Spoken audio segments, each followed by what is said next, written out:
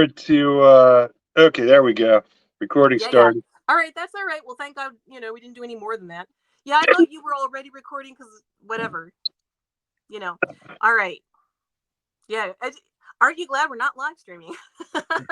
Yeah, that's what I told Derek. I told him it's a good thing we're not live streaming because I don't want to fuck up in real time. Yeah, yeah, but we will. We'll figure it out. I mean, it can't be that hard. People far less intelligent than us know how to do it, so we'll get there. Okay. Um. So, starting the episode. All right, welcome to the Pretty Vacant Punk Hour. I'm Sasha, and my co-host is Josh, and we have an exciting special guest, Bloody Mess, aka Derek Moody, Hello. Rock, and many, many other things people have heard of. Anyhow, yeah. So we hope to have him back on the show at least, another time, hopefully a few more times. So, but this particular show is mainly about his new album. Oh. And yeah, we're gonna really get into that in a bit. So, as I was saying, when I thought we were recording, we weren't. Known Bloody since My I was bad. about 15, and yeah, we met in Peoria. His band played a lot of shows that I was at because of the Steppy Brothers, and he made me some cool mixtapes, and we just connected over music. And he had such diverse tastes, so more diverse than a lot of my friends at the time, and just exposed me to tons of really cool music. So I was like, yeah, yeah, this is someone I want to get to know better. And well, that's cool. So he just was such a fun guy to hang out with. We had some whatever fun times, like crazy adventures and stuff, and that's probably a whole other episode. But I guess that's our super short version. What else? That was back in the days of mixtapes, Yeah. Yeah, I'll try to post some pictures. Yeah, but yeah, no, they were so great. It's and the funny thing is Josh was into the same kind of music, even though obviously we didn't know each other back then, but great minds think alike. So yeah. Anyway, yeah, I guess I'll let Josh say, you can also say what you want to say to kind of start off the episode. Yeah, thanks for having me on, guys, first of all. Yeah, no, Oh yeah. we're thrilled about this. This is awesome. I have some questions, wrote them down. I don't have them in a good order, but I'll just kind of wing it, see how it goes. First thing I want to mention is I know you've been interviewed a lot. I mean, if anybody watching this podcast, just Google it. You'll find plenty of other interviews before this one. But so I don't want to be boring and ask the same questions. I'll try not to. But over a very long and storied career. But just to get things started, Pretty Vacant would like to provide some introduction for the kids if they listen to this podcast. I haven't really done a audience demographic studies yet. There's a few. There are a few. Who often don't have a fully formed grasp of punk rock's history. I guess, how would you describe the persona of Bloody F Mess, some Gen Zer just getting into punk rock? Oh wow, that's weird. That's a good one because you get into a lot of weird territory there. There's some people that have a real hard time with. They'll be like, "Oh, well, I know you from your legal name," versus "I know you from this name." But the truth is, it's all the same. Like I was telling Amy earlier, we were making a joke about getting ready for the podcast and looking pretty or whatever, haha. And I'm like, I always dress the same, and it made me think about it. And I'm like, I do always just dress the same because whenever we do gigs, most of the people I know would go get certain clothes on for a gig, but I'd always pretty much be ready just by being there, showing up. So I'm like, interesting. So, I guess I would say born a rocker, die a rocker.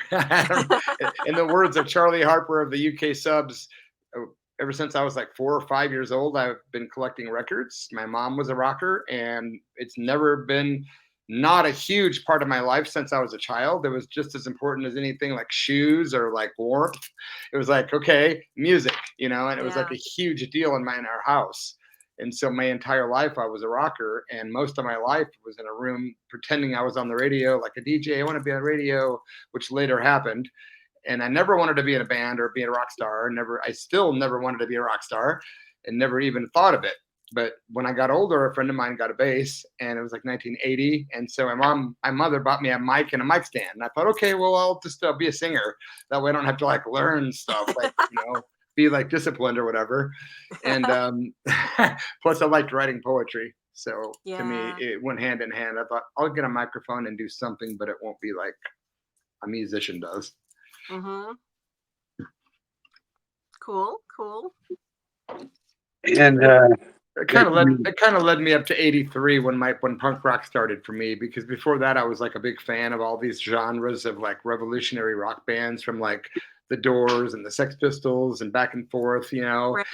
But then in 83, when I got in my first punk band and started playing gigs, that's kind of the start of my 40 years that I hit this, well, not 41 years. So yeah, I would just say as myself, I'm just a guy that's always been the same, basically, as far as rock and roll and punk rock, maybe changing styles here and there and experimenting, but basically going back in a circle, because the new album has plenty of punk rock, half of it at least. Right. And speaking of the Doors and the Sex Pistols, like I definitely hear both of them on Daze Unfazed. Oh, thanks. I mean, I'm sure Josh does too, right, Josh? yeah, I listened to that a couple times. I really enjoy it. This is your new album that marks 40 years in the business, and your 10th full length.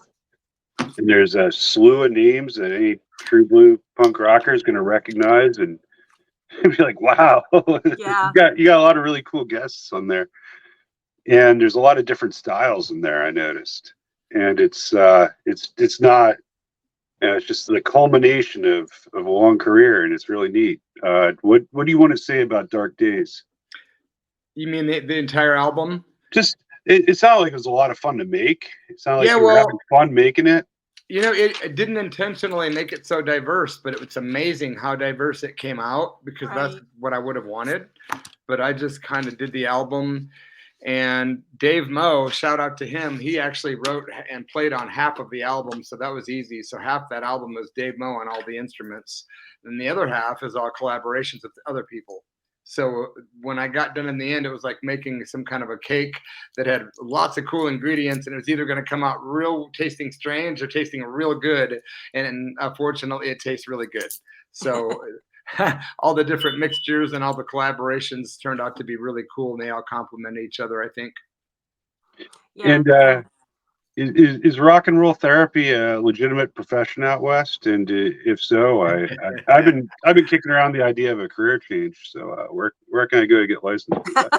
I don't know, but I'm kicking around the idea of that I need one. So if you become one, you've got your first, what do you call it, client, whatever that is. That's funny. No, yeah, I just figured, I always hear stories about the West Coast and all these like occupations that don't seem to exist anywhere else. There's like dog we were just therapists. talking on Why a not? previous episode about like the guided trips with the mushroom experts who were also like counselors, like psychological counselors, and I was like, yeah, that could be a really fun job, I think. Yeah, that's the new thing out here now. There's like it's a big deal. A lot of people I know are actually getting that kind of therapy, and I know quite a few people that are licensed now to do assisted psychedelic therapy. I mean, I was half joking for whatever reason. I'm honestly not going online trying to buy mushrooms or anything, but like Google kept suggesting those, places where you get certified to be like the mushroom trip guide. And I was like, I mean, it really, to me, it does sound interesting. So yeah, I don't know. Totally. Maybe I should look into it. You should look into it. Yes. I mean, I only have to stick Maryland another year and a half because then Jamie will be 18. So there you go. Yeah, because mushrooms rock. Yeah. Yeah, I can speak from recent experience. Very, very recent. But yeah. Yeah. So, and speaking of like the diversity of the album, but I think it still all flows together really well. They definitely, all the tracks sound like they're from the same album somehow. So I think that's a pretty kind of, I don't know, unique or cool or I don't know that everyone could do that, right? Because they are pretty different. They don't, they don't all sound like one genre for sure, and yet they really like form this coherent whole. So yeah, for like a year, the songs came in on email, and then I would just like write the lyrics and titles and practice here on my own, like listening to them and just like singing over the lyric or the music. Wow. And then we send all the songs to Paul Rossler, and then finally we went down there in October and just knocked all the vocals out in like, I don't know, like a 4-hour period. Wow. And then the next day, I think we did Wax Fruit by itself. But other than that, everything was done within most of the songs were 3 takes or less. We usually do three takes of each song vocally, and then Paul Roessler would choose the best lines from each one to kind of cut and paste. Yeah. So like, all right, I have questions about, the songs and like the backstories, but anyway, but I know Josh has some that maybe he wants to ask before we lose track of time or something. No, I have one I wanted to ask about, and this kind of ties into kind of career spanning, but also related to the new album. You mentioned previous interviews that I read that the transition over the 90s from doing standard punk rock vocals to actually singing. Yeah. Do you have any kind of singing background previous to 1983, even just being in chorus as a kid, or was it something that you managed to kind of teach yourself as you went on? Yeah, I was in chorus in high school. Okay. And then of course, all my life being a rocker, I was always singing, but I never in my wildest dreams ever thought in my life I'm going to be a singer. I was completely, most of my life, I was a very, very, very shy person that would never have talked in front of people, or I still am petrified of being on a stage alone without like something with me or something. There's no way that would happen. Even doing spoken word was petrifying, which I did for years. But then I just kind of couldn't do it. I kind of need that structure of a band. It's almost like it's a weird psychic family feeling, and without it, you're like completely naked. No thanks. Yeah. No thanks. Yeah. So, I saw you had a spoken word album. I was going to ask a later question. A lot of this stuff that's coming up is all tied into questions I had written down. nice. But I was going to mention that on the new album, a lot of the vocals are just definitely way above par for like a punk album. It's like Skies Are Black is, it almost sounds like Iggy fronting Judas Priest. Wow, that's a very high compliment. I definitely heard some Iggy in some of the vocals for sure. That song in particular, when I wrote that song, that was the first song that was written for the album, and it was written as a blues song, but it turned into like a blues gothic sort of psychedelic song, and that's because of Don Bowles. Don Bowles came in, and he's famous for having played drums for the Germs, and he's famous for having invented the term death rock. Like, he was in 45 Grave. 45 Grave was the first death rock band in America. He was in the Germs, Celebrity Skin. He's done a lot more than that even, but he came in and literally goes, "What are we doing? What are we doing?" And he's like a madman. I love him. And I'm like, well, I've got this song called Skies Are Black. I've got this chorus. So he puts the headphones on. He's never heard the song ever, doesn't know what it's about. And he goes, "Okay, Paul, hit play, hit record." And he does that about 40 times. And he does all these vocals, and it's driving everyone mad. It just goes over and over. But at the end is what you hear. And it was genius. And he did the same with Rock and Roll Therapy. It just had Rock and Roll Therapy, but he turned it into like a full-on chorus of people singing gospel music at the end. It's like, whoa. So that's the kind of stuff Don Bowles is capable of, a complete madman, but a complete genius. And I can't say enough about him. Yeah, I believe it. And you also had Paul Roessler on there. Paul actually has recorded my last several albums, and he's another hero of mine that I tell people when I was a kid, or like when me and Amy knew each other, those people that were my heroes and still are have now become my constituents. And it's bizarre to me because it's still hard for me to accept it, because that's when you realize you think you have a big ego until you get around people like that and you feel so humble. It's like, wow, I'm in a room with the people that inspired me to even be writing music like this.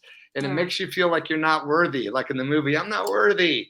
So at least, okay, I'm not too fucked up. I actually feel like I'm not worthy, and that's good. But it's weird to be in the same room making music with people like that, because like we're in the studio recording and we're just all sitting around, a bunch of people. And I look around and there's like a Germ, there's a Ramon, there's a Screamer. And then Richie Ramone turns to me during Rock and Roll Therapy and he goes, Bloody, this song reminds me of Martha Hoople without the horns. And I go, wow, really? Because I love Martha Hoople, Yeah. So making the album was a pleasure, but a lot of it has to do with the talent that was involved. Lydia Paweski, former Peorian, she sang vocals on Rock and Roll Therapy and Skies Are Black as well too. So she gets a big shout out. Hey, good job, Lydia. So those vocals weren't just me on those songs. I have to give credit where it's due for sure, because they were, especially Don Bowles. He really put a lot into those songs, you know. And Michael Monroe, he was on that one as well. So. Oh, okay. I can't get over the guests that he got on that. It's just crazy. Yeah. It's well, we've got West Beach and TC Tolliver from the Plasmatics, yes. which was a personal dream of mine to record with a couple of the Plasmatics and do a song. So the song Wax Fruit was with those guys. And I think Josh had a Plasmatics-y question, right? I did. I'm not sure what sequence I wanted to take this into, but I guess it's as good a time as any to ask the question.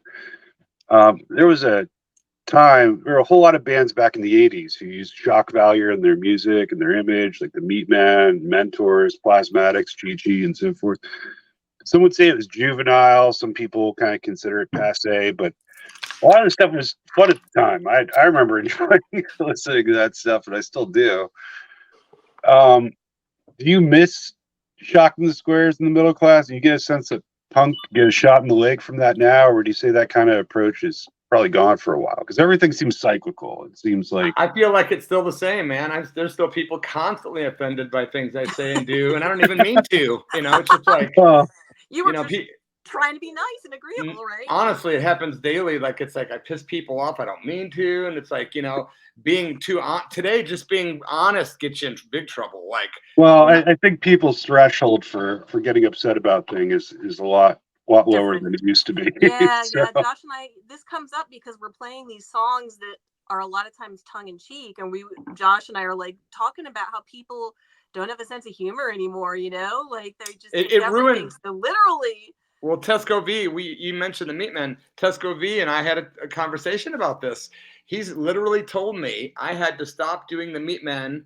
I had to retire because of the politically correct attitude of the world. People were wanting to kick my ass. No one was understanding the joke of it anymore. And he goes, I literally had to stop because of how everything shifted. And I was like, wow, yeah, he's a good guy. Like I've read a lot of interviews with him. He's just like, his heart is in the right place. He's a decent guy. He's not the persona that he puts on stage. It's just he's almost like a comedian. He's almost like a comedian. You know, it's like a shtick, but it's fun. You know, but and campy and weird and punk rock, but.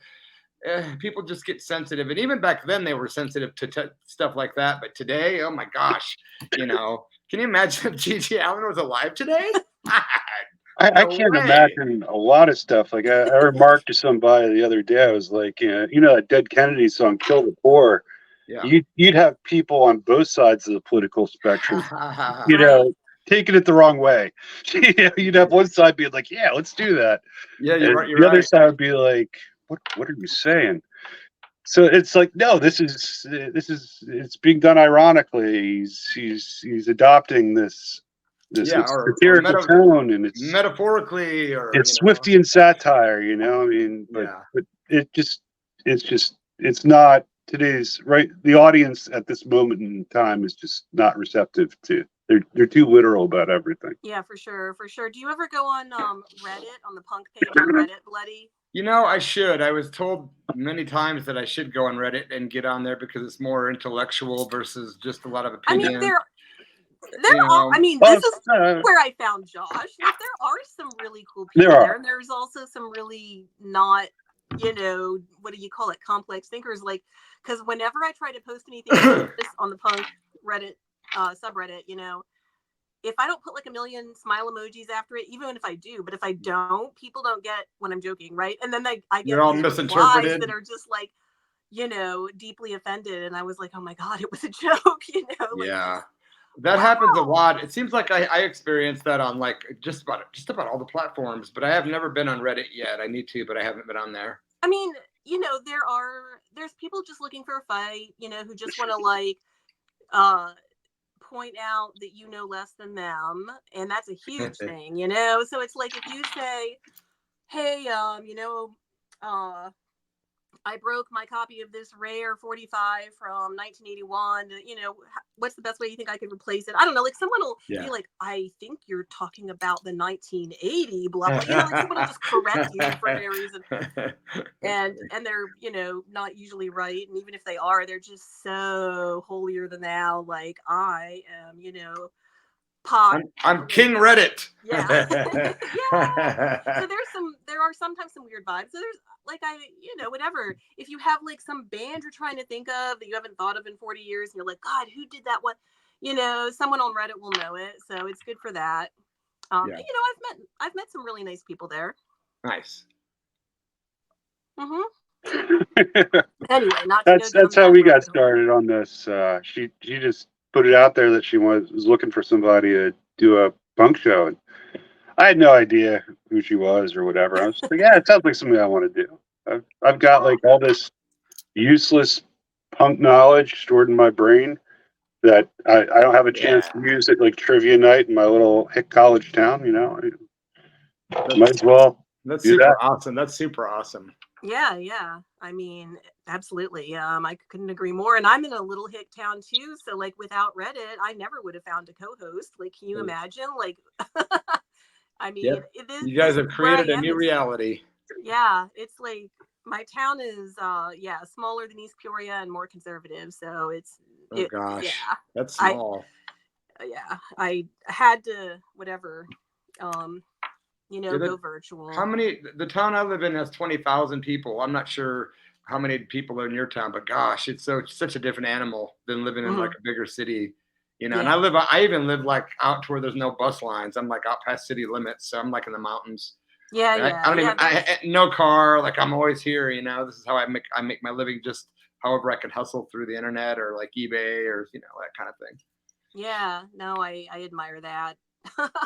I haven't been able to figure out how to make that work really, but it's challenging and very worrisome. So I don't know. I don't recommend it really. I think it's better to at least have a guaranteed paycheck, because there's sometimes or at least part-time something guaranteed, and then part-time something that's like up and down. Or either that, or you want to have feast or famine, which, you know, I'm used to it. But if you have another to support, that you know, then it's a different story. Yeah, because usually the offspring aren't into the famine part. You know? They want like a hamburger. Really. Yeah. No, my stock has diminished a lot since you know, losing my full-time job. Like Jamie's just like, you know, are we ever going to have steak again?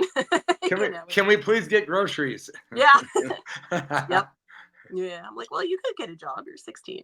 What sucks about that is that's such a reality. It's like, you know, I'm 6 out of 10 people that I talk to say that they're like, literally, my fridge is bare kind of story. Yeah. It's like, hey man, join the crowd, you know. And it just like, you know, less than half a decade ago, it was the complete opposite for so many I know.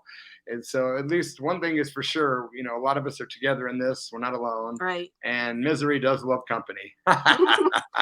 I find it funny that the employer I was with for like 12 years, like each year they would cut, you know, whatever they could, cut your hours, you know, cut your pay, cut your benefits. I mean, it was part-time, but it just got like, it started off being a good part-time thing. But by the time I left after 12 years, it was pretty bad. But my point is, as they're like cutting all this and taking more and more from you, they started a food bank, because like they don't pay you enough to live on anymore, right? So there's like they have a food bank there, and you know, so yeah, if your paycheck is really small because, you know, we cut your hours drastically for a month, use the food bank instead of just pay you a living wage. Right.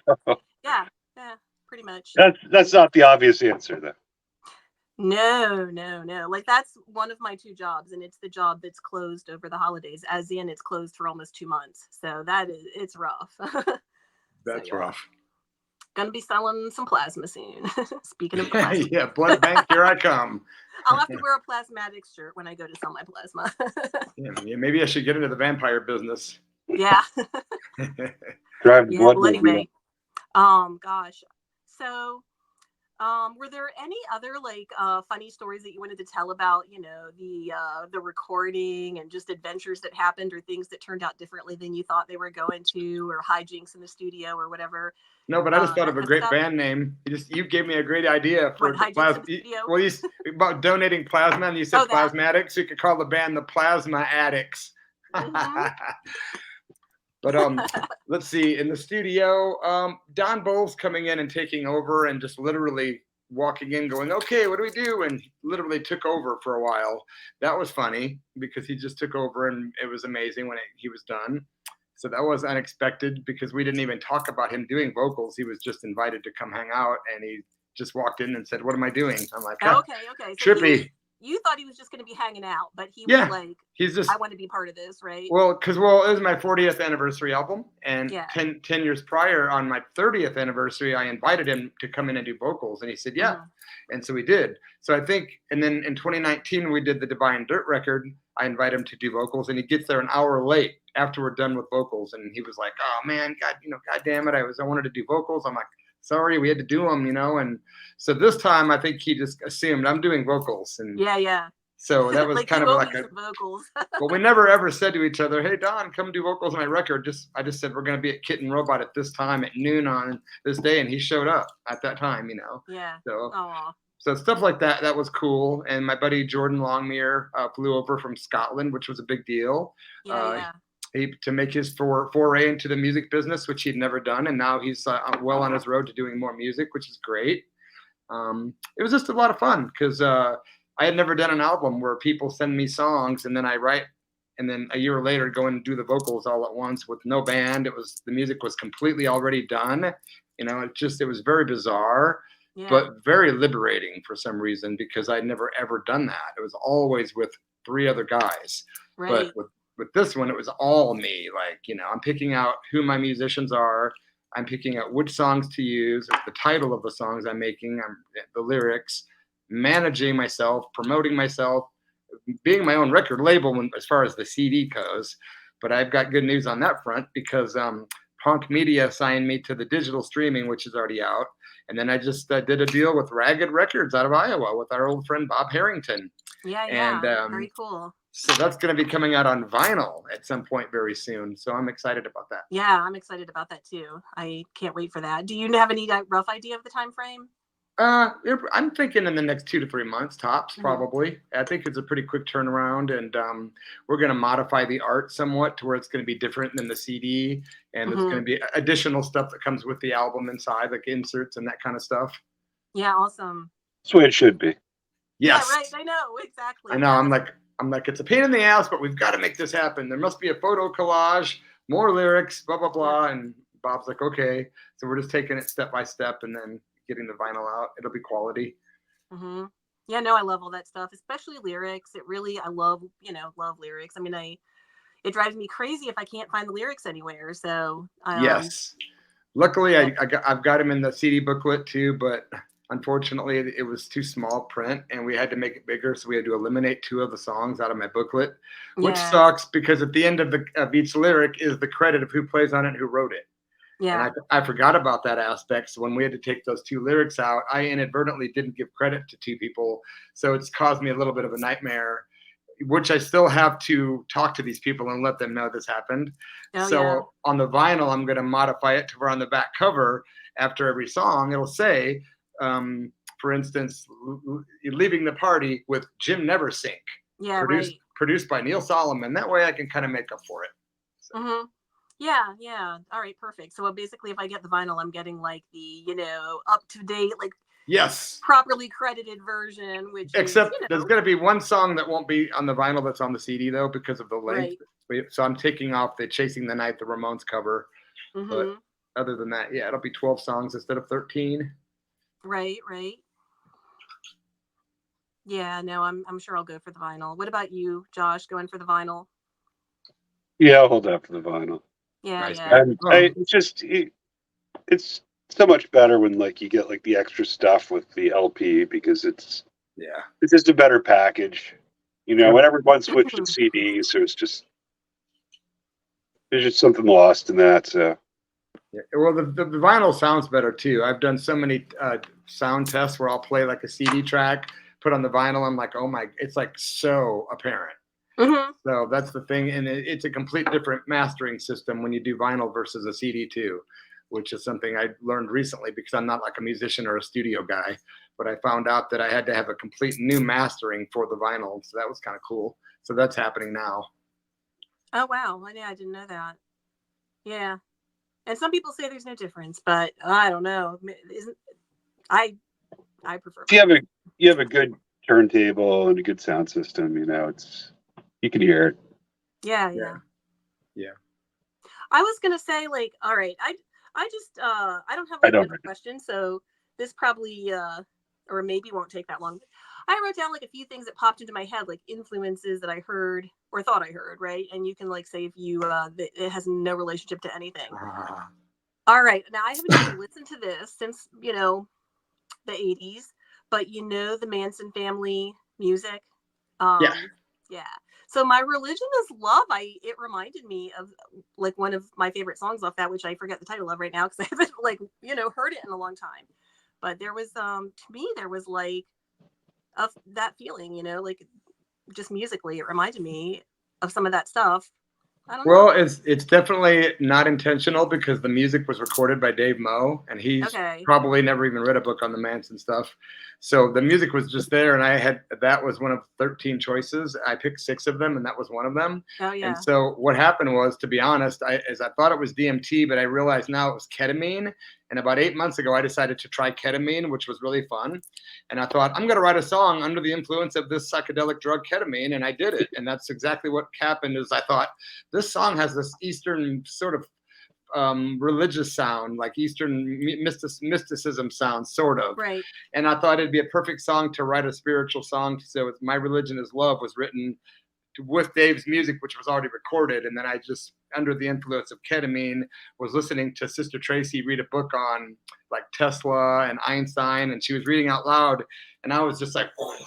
And I'm like taking notes like a madman. And like the next day when I came down, I'm like circling all the best lines. I'm like, oh, Einstein wanted God's thoughts. That's a good one. Or yeah. God's with that. We are God. We are all gods with amnesia. I'm like, what a trip.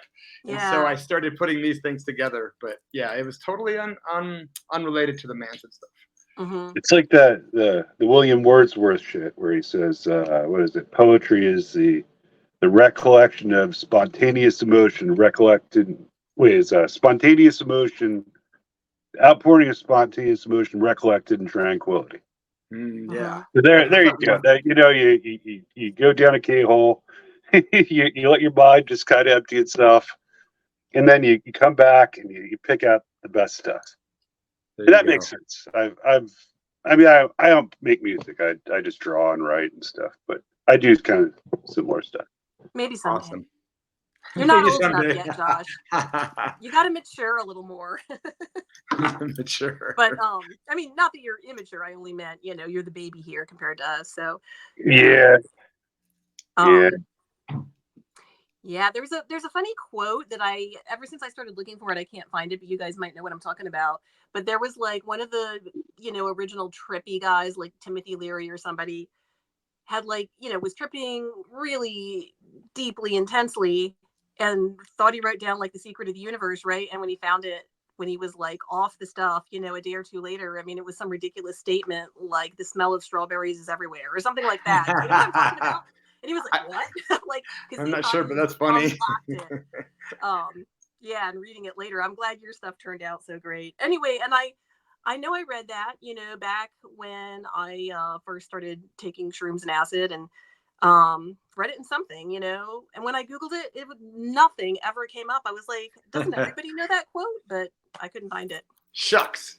Google is weird like that, it'll like show me, I don't know, ads for whatever, things I have no interest in. And yeah, something like that I really do want to know who said it. Yeah, if you put up like Google next to like say DuckDuckGo or Jabiru and you type up the same thing, you'll get completely different content sometimes. Proving that how much like some things are censored and some platforms are not. It's just bizarre. That's so true. Like, I mean, bloody, if you were to Google yourself versus DuckDuckGoing yourself, you'd probably see a big difference. Oh my God. Yeah, I did that. I did that a couple times. I was like, what a nightmare. Because some of the shit I used to say when I was drinking, I got to go back and read these interviews and go, you're fucking kidding me. Oh, well, it's just right there for everyone to read. And most people always read things as if it just happened yesterday. Like that Punks in Peoria book, 30, 40 years of crazy shit packed into 10 pages. It really makes me look like a fucking sociopath. It's just like, okay. The word sociopath did appear in there. Oh, yeah. We had a good laugh about that one. My wife, she goes, dude, you cry every time you see a fucking person get hurt in a movie. I'm like, whoever. Yeah, when I read that, I was like, who said that? You know who said it? I'll tell you who said it. It's somebody that saw me every Saturday night for like 20 years drunk as fuck, doing crazy shit, and they probably thought this defines this guy, that the other 6 days a week is a son, maybe a father, maybe blah, blah, blah. But it was my own fault because I was an alcoholic for years, but never a daily drinker. I was a binger. So if you saw me every Saturday getting drunk and doing really dumb shit, you're probably going to evaluate in your head, this guy is that. So when they interviewed these people years later, they didn't take into account that now they're talking about the past, but they're still talking about me as if I'm still that person. So it was really, really a head fuck for me. Speaking of those kind of Saturday night experiences, I just wanted to tie this in before the moment was lost. I had a question about. There was I read in some was it an interview or was just something I read a blurb about. There was some infamous show, the Creepy Crawl show in St. Louis. Drinking to the face. I didn't know the story behind that. I just wanted to know. Well, is there a good story there? In hindsight, there's a lot of stories there. There's some I probably can't tell because I don't think I ever have, but. That night was crazy because the record label flew in, Black and Blue Records, who I was signed with at the time, because Epic Records was scouting us. So Black and Blue was trying to make some money, thinking they were going to like sell our contract to Epic Records. And we had this big gig, well, a few big gigs like Cleveland and other places. And then St. Louis, where the label was going to come in and like, we were going to like have this big gig at Creepy Crawl, pack it like a CBGB's type small punk gig, but all this merchandise for sale.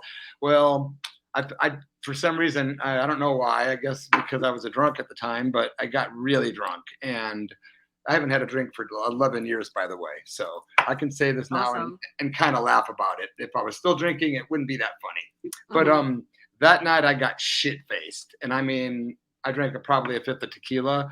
So by the time we went on stage, I was literally already half naked. And by the first song, I literally, and the video is out there somewhere, but I was literally did the entire show completely fucking naked. Like I took my shirt off. I never got it back. My boots were gone. My underwear. Next thing you know, I'm just up there naked, and the whole band's completely fucking mortified. They're like, and they're like not into it, but they played.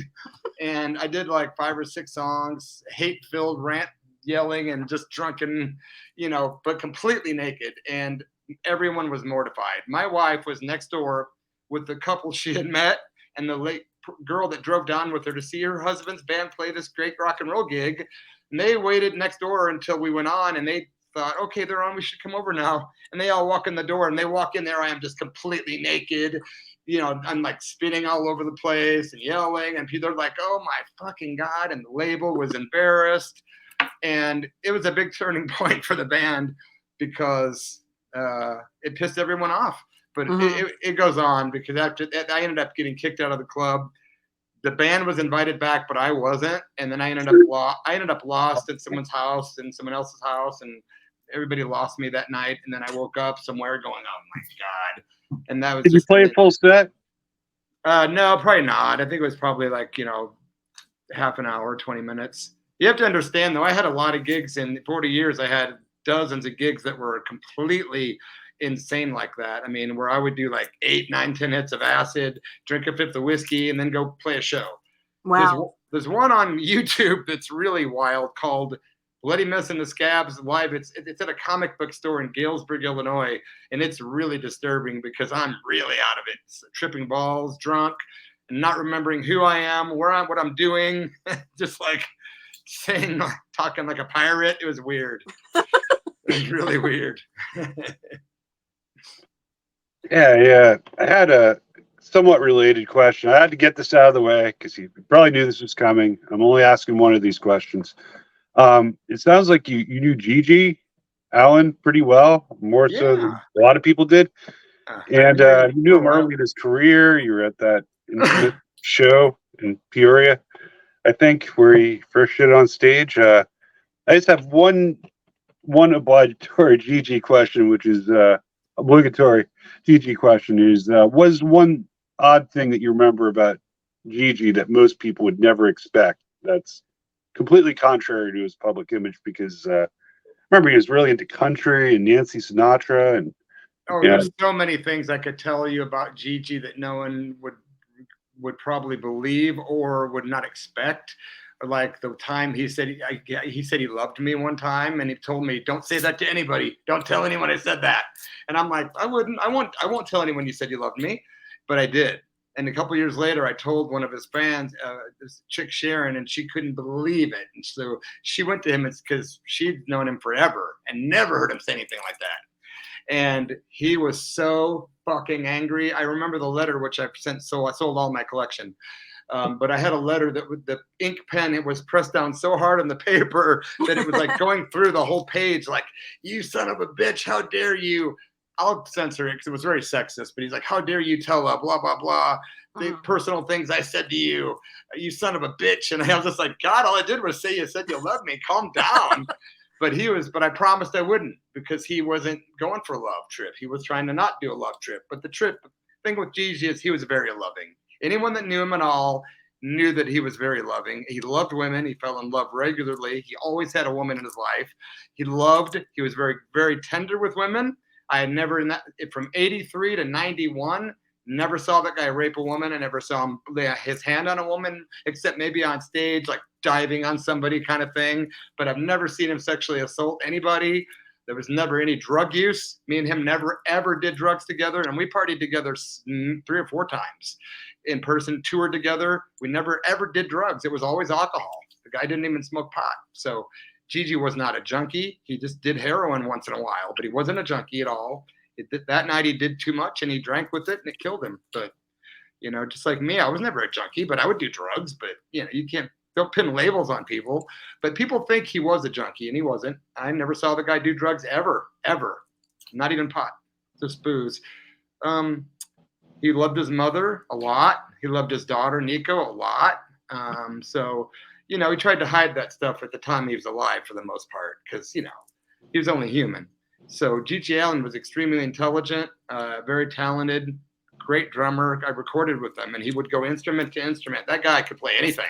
Drums, guitar, bass, fluently, very well, especially drums. Like, we were like, Jesus Christ, this guy's great. And so Gigi had a lot of positive sides to him, not just all the crap, not just all the crappy sides. Pun intended. And I got another question for you real quick about your I'm Glad Sid's Dead 7-inch from 85. Okay. I think it's from 85. Well, I listened to that. Found it on YouTube. I love it. Spit on My Face is a lost gem. What really caught my attention was the song Heavy Metal Sucks. And in the No Thanks To section in the outer sleeve, I noticed some legitimate tension between punks and heshers for a while. But for you personally, when did you decide that, hey, some of this metal stuff wasn't so bad after all? Because going back to your radio show, I was looking over your playlists, and there's some metal in there. There's some. Oh no, this is a great, very legit question. Very good question. For me personally, it went like this. I got into rock and roll that was on the radio and pop rock, which basically was dominated by the Beatles, and Beatles being in the center of it all, my whole world from like age 4 and 5 to about 10, 11. That's when I found the band Kiss. And I'm like, oh, what's this weird? And Alice Cooper. What are these? What's this stuff with makeup and like lights and stuff flashing? I liked that. Then there was stuff like revolutionary. There was Jim Morrison. There was Grace Slick and Paul Cantner. There was The Dead. There was people singing about marching in the country, Joe and the Fish. There was a lot of bands doing very political stuff through music, and that turned me on too, because it was like, fuck you to organized religion, fuck you to the government, fuck you to our parents' traditional values or whatever, or some of them. Then I found heavy metal and punk rock, and I was like, holy shit. And at first I was into metal. So for about 3 years, I was a hardcore heavy metal head from like 79, 80 to like 83.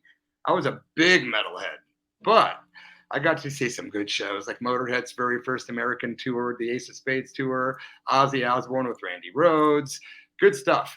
But all of a sudden I realized one day, I am such a hyper son of a bitch. I'm an ADHD, crazy hyper guy. I wake up this hyper every day. My wife calls it hitting the floor running.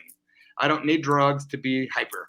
So I thought, what's for me is hardcore punk. That's my speed. So that's why I got into punk. And the thing about metal, that question is good because to me, I liked my metal and I liked my punk, but I did not like crossover. So when bands like DRI would put out their first record, I'd be like, yeah, or Suicidal Tendencies, yeah. And then the second record was all this like thuggy kind of like thrash crossover stuff. I was not having it. I was like, fuck this stuff. So me and my punk purist friends, it was very distinct. There was those that went into the crossover stuff and those that would not.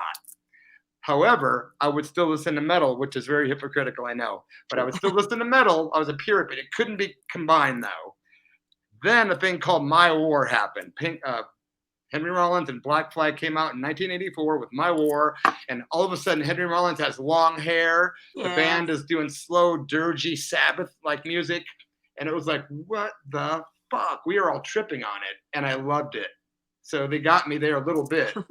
But it became weird. But Heavy Metal Sucks was my way because on the same record, there's a song called Skinhead Suck, and there's all these things pretty much anti-everything because the band Hate was just a nihilistic band. I kind of got that vibe. A lot of it. And the Glad Sid's Dead record, it was never mixed. That was just recorded. We never, ever even mixed that. There's no drums mixed in it. It's all real shitty. There's no mixing.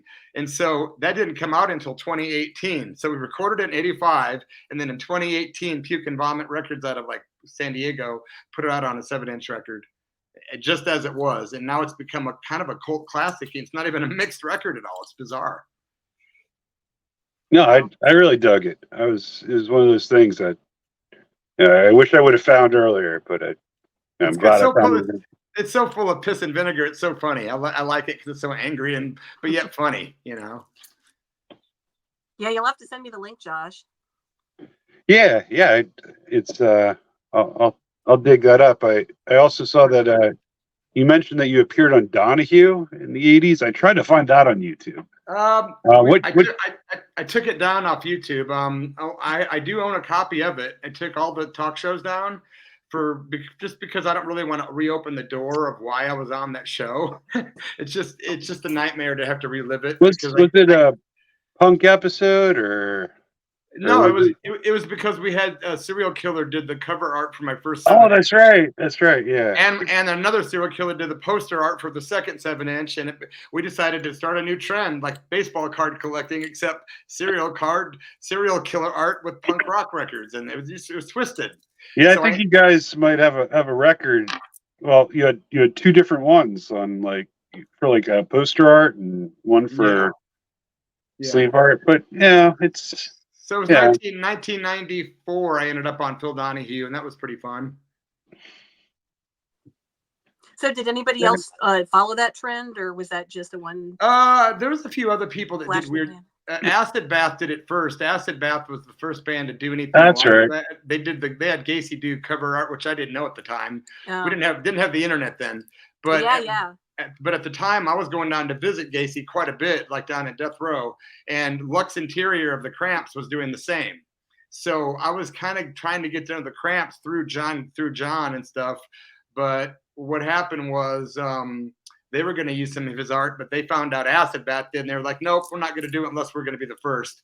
Yeah. And I was like, well, fuck, I'll be the second. I don't care. At the time, we were just a bunch of complete nihilistic people that did not give a shit about the music at all. We literally were like the Sex Pistols, and we didn't care about the money or the music. We were just we just wanted to cause a lot of chaos. That was it. Mm-hmm. Drink a lot of booze, do drugs, and have a lot of fun. And so the Skabs did just that. And we thought, let's get everybody pissed off in the entire planet and put Casey's art on the cover. And he's like, oh, okay, I'll do it. And we're like, oh, no. Next thing you know, it's on UPI Press, AP, every newspaper in the nation's calling.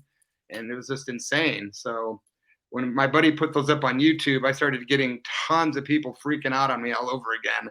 I'm like, dude, I'm not into that. I'm not that guy anymore. I'm not even slightly fascinated by that dark shit, but it Yeah. happened, and it is funny It now. was the time, you know. Yeah. But if it's on YouTube, I still have to answer for it. People going, like, how dare you? And it's just like, I don't need to have to keep being judged for that, you know, that being 25, you know? Yeah, right. Makes sense.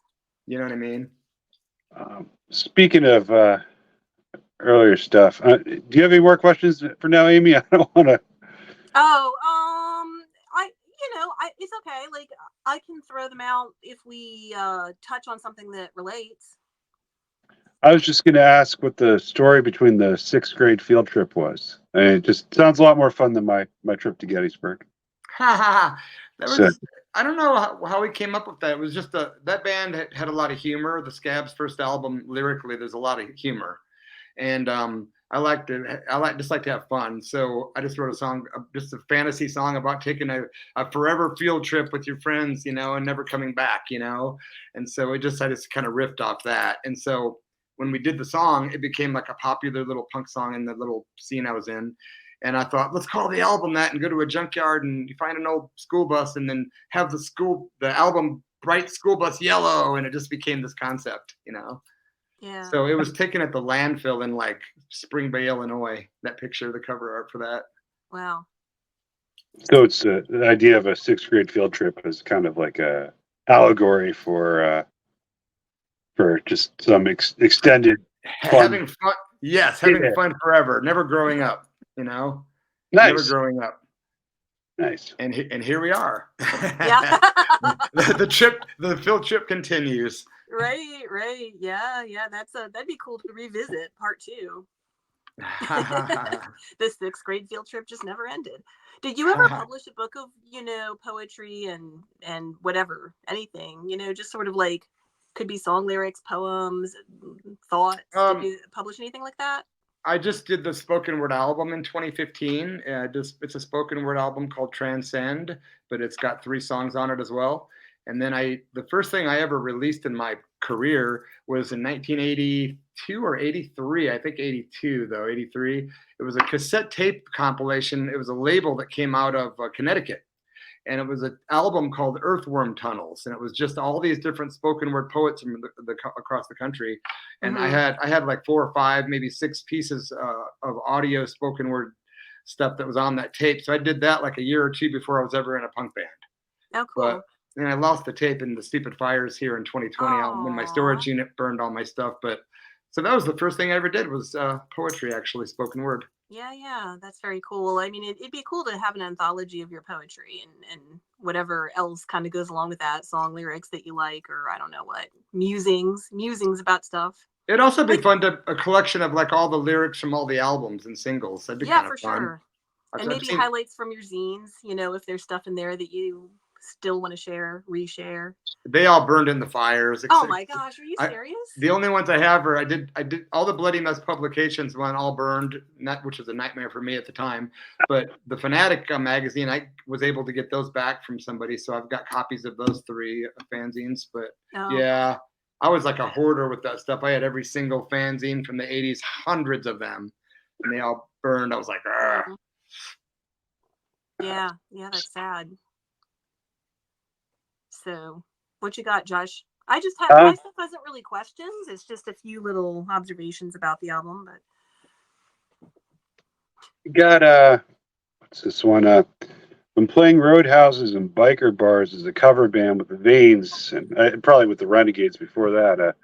You said it went over well. It paid the bills for a while. Did you ever try to slip in some obscure punk and rock gems between the safer crowd pleasing material, and how'd that go over? We did. I always like to imagine like your average 1%er biker would probably like dig the Pink Fairies if they gave them a chance. Well, you know, the Renegades we play like a lot of private parties and stuff, and we did play a biker party one time, and they wanted us to learn some of David Allan Coe's X-Rated material, and which I was just like, yes, because I love those records. Yeah, I've seen him live too. He was something. So those records either really make people very offended or people go, wow, this is such beauty. because all it was at the time in the 70s, he was paid a lot of money to make an X-rated record. So there was no subject off bounds. He just made a record, took the money and ran. Well, it ruined him because he later was judged as being everything from racist to homophobic to sexist. And he's like, not any of those things. He had that fucking Anita Bryant song, which I thought was pretty cutting edge. Yeah. Fucking Anita Bryant, who the hell is she? Telling all these faggots that they can't be free. He goes, stick that bitch in prison. Maybe then she'll see just exactly how much these homosexuals mean to me. Because David was in prison for like 35 years. So, yeah, to him, it was a very serious subject. So it was like funny, but when you listen to the words, it's almost like, oh my God, it's almost a little bit too real. Yeah, it is. First single was Penitentiary Blues. So, yeah, Oh, that's such a good album, man. Whew, I love that record. But like you ask about slipping songs in. So the Vaynes cover band, before we were like doing punk rock again and stuff and original music, we would slip in like weird, obscure like cover songs or like, you know, originals that people would be like, what the fuck? And then I'd be like, okay, back to normal, you know. And then I had a band called Reverend Moody and the Infidels, which was a band called the Megasonics that was a professional bar band that could play any song. They had like hundreds of songs they could play.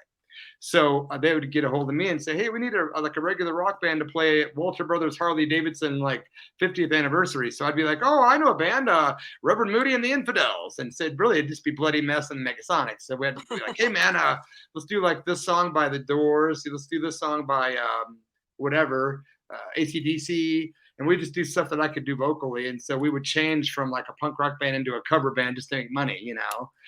We throw in like Johnny Cash, Folsom Prison Blues. You know, all the bikers would like that kind of stuff, you know. Yeah. Yeah. It's been an interesting journey. I bet. Yeah, you had that song, what was it, like Biker Punks from Hell or something? Yeah, that's on the first Skabs 7-inch. Biker Punks from Hell. And you can say we smell. Such poetic lyrically there. Yeah, I always, you know, I'm not a biker. I've never rode a motorcycle, but you know, growing up, my conception of like bikers was always like the 1%er, like you ever read like those Checkered Demon underground comics? I've seen them. Yeah, it's just like, you know, he's got like all these like bikers, like, you know, they're like the 1%er types, and they got like, you know, you could tell how bad they smell just by looking at them, and they got like the stink lines. And well, when Bloody Mess and the Skabs started, everybody in the band was literally a biker except me, and that's how that song came about, because these guys were all bikers. We'd come to practice, they'd all pull up, and I was just one day I'm like, yeah, a bunch of biker punks from hell is what we are. And they were a bunch of greasy kind of like auto mechanic guys. So I was like, and you could say we smell biker punks from hell, you know. Did you ever get your own bike? I had a bike when I was a kid. When I was like 10, I had a little Yamaha 80 Enduro. You know, I never had anything after that though. Yeah, I have a friend who's he's into motorcycles. He's trying to get me to get one, and I'm sure my wife would kill me. Yeah, I was an addict most of my life, so I was always very paranoid about drinking and killing myself on a motorcycle. So I just didn't get one. And I only got one DUI in all those 30 years of alcoholism. So at least you know, no felonies on my record. I never went to prison. But yeah, I was like, motorcycle and me, I better not. Because I always wanted one, but I was like, I better not, man. Yeah. I think that was probably a good call. Probably. I'll stick to bicycles. Yeah. And walking. Yeah, we're coming up on the 1 hour mark. Oh, yeah. So do you want to just any other questions for now, Amy, or oh gosh, anything you're saving, or you know, the stuff, yeah, it's nothing major. I know it would make more sense to do when we have Bloody back on and they're actually like playing, you know, the music, because it really is, you kind of have to hear the songs more for it to make sense. So I don't know. Let me just glance really quickly, but yeah, I think they're all kind of dependent on actually hearing the songs. Okay. So, yeah. So I guess we can kind of start to wrap things up, right? Like, are there anything about the making of the songs that we didn't get to yet, that off the top of your head you wanted to make sure we talk about? Not that I can think of, but I am. I've already delved into I'm doing a new project already with West Beach from the Plasmatics. He and I have decided to do a Plasmatics tribute, either EP or an album. So we've already begun. Wow. We've already begun recording "A Pig Is a Pig," one of the my favorite Plasmatic songs. But I think we're going to try to go for doing one song from each of their records, and then some originals as well. So that it might not be for a year or two, but I think that's the next thing I'll end up doing. I think after this.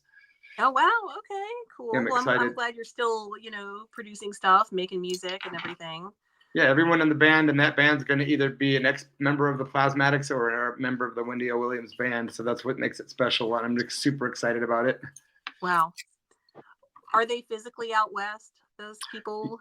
No, man. T.C. Tolliver was out in New Jersey. Oh. West Beach is in Michigan.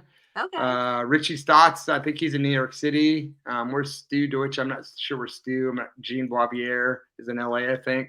Kind of everywhere, spread out, Right. Oh, okay. Well, that's cool though. I mean, I'm glad you have something else to kind of sink your teeth into. So, and that you're not quite retiring yet or anything. I mean, I'm sure you're going to want to someday, but. Yeah, I'm gonna do a couple music videos too from the album Daze Unfazed. So I got a couple more. Awesome! Nice. We did the one with Jordan Longmire, "Baby Please Don't Go," but I'm gonna do two more. I think it's just gonna take a little time, but I'm planning on doing one for the song "Dark Days" with Sammy Town, and then one more. I'm not sure the other one yet. Which one yet? Oh, okay. Yeah, no, that sounds pretty cool. So, do you have like go-to people for that? I do. I got the video. Yeah. Yeah, Scott Garrett, I think, is going to do the video for Dark Days, and Mike Garrett did the video for Baby Please Don't Go. Cool.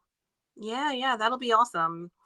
Gosh, I guess I don't have anything else to ask. Like I said, my stuff all relates to songs off the album, and it'll wait. It can hold. So hopefully I'll have you back on to like actually play the stuff. Like maybe that'll be the live stream episode if we can figure out how. That'd be pretty cool. Maybe throw in a few other things as well. Yeah, thanks for having me on. I appreciate the opportunity. If anyone's interested in getting the record or the CD, I guess for now, you can hit me up under Derek Moody Bloody Mess on Facebook, or it's pretty much the easiest way, or Instagram, Bloody F Mess on Instagram. Yeah. Okay, so I mean, we can put links to those in the description. Yeah. So we'll do that. Yeah, so they can just like click and get there. Yeah, I appreciate both you guys' time and thank you. Take your time. No, thank you. Absolutely. It was fun, and hopefully you'll be back on and we can like delve deeper into the album and some other stuff too. So that'd be great. Anytime, you guys. Totally. I love the show. Thanks so much for your attention and the great questions.